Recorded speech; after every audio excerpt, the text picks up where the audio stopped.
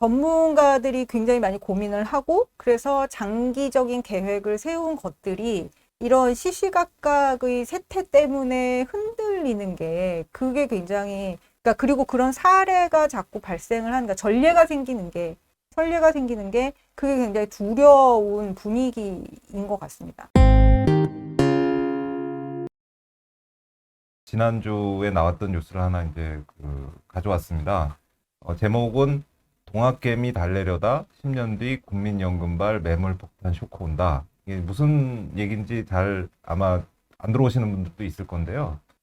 국민연금이 주식시장에 굉장히 큰 손입니다. 그래서 우리가 이제 연금이라는 게 우리가 꼬박꼬박 돈을 이제 적립을 하면 그거를 잘 가지고 있다가 그냥 주면 안 되겠죠.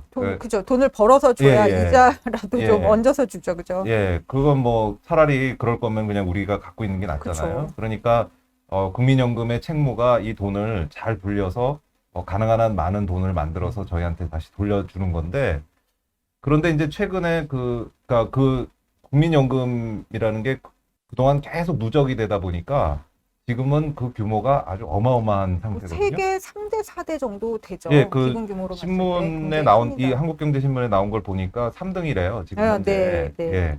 세계 3등이라는 게 뭐 그 엄청나잖아요. 엄청난 큰 손이 지금 네. 어디다가 돈을 넣어줄까 고민을 예. 하는 상황인 거죠. 예. 그래서 뭐 해외에서도 막 국민연금을 모시기 위해서 막 와서 설명회도 막 열심히 맞습니다. 하고 예. 하여튼 큰 손인데요. 그런데 이제 문제는 이 국민연금이 아무래도 우리나라 그 연금이니까 우리나라 주식시장의 투자 비중이 굉장히 높습니다. 한 20% 정도 된다고 하는데요.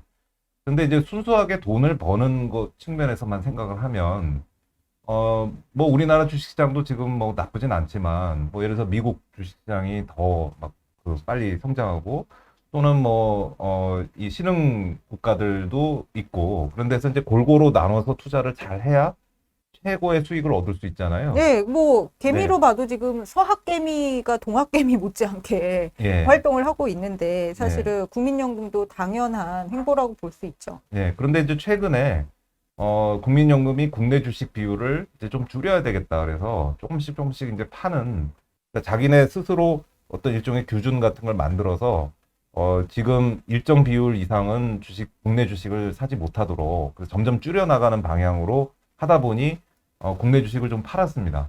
그랬더니 국민연금이 워낙 큰 손이기 때문에 국내 주식시장 자체에 영향을 이제 미치게 되죠. 그러니까 여기 나온 이제 동학개미들이 막 항의를 한 거죠. 예, 그러면 그래서 해야 되겠느냐? 국내 주식을 판다는 게 말이 되냐? 국민연금이. 근데 이제 그렇게 되고 나니까 여기 이제 이 뉴스는 국민연금 기금운용위원회를 열어서 국내 주식의 투자 허용 한도를 좀 늘려줬어요.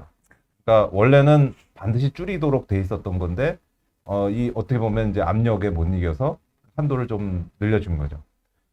그런데 이제 이게 국민연금이 단순히 돈을 더 벌기 위해서 국내 주식을 줄이고 해외 주식을 늘려고 했던 게 아니라 했던 게 아니라 사실은 더 중요한 문제가 있었는데 예, 그 문제를 여기서 이제 지적을 하는 겁니다. 10년 뒤 매물폭탄 쇼크 온다라는 게 우리가 지금 국민연금 규모가 굉장히 큰 이유가 지금은 계속해서 돈을 집어넣고 있는 단계거든요. 파가는 사람보다 예. 넣는 사람이 많기 때문에 그래도 이렇게 늘어나고 있는 상황이어서 지금 계속 그래서 이제 순위가 사실 제가 몇 년 전까지 봤을 때만 해도 뭐 한 4등 이랬거든요. 근데 이제 그 몇 년 사이에 3등으로 올라올 정도로 기금 규모가 계속 커진 거죠. 네, 지금은 그런데 한 10년이 지나고 그러니까 20년이 지나고 나면 이제 이게 급격하게 줄어들게 됩니다. 줘야 되니까. 예.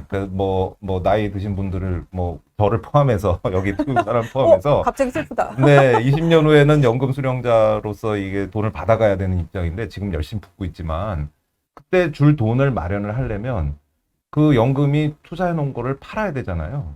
근데 그게 벌써 한 2030년만 되면은 그때부터는 계속해서 팔아야 되는 국면으로 넘어간다는 거예요.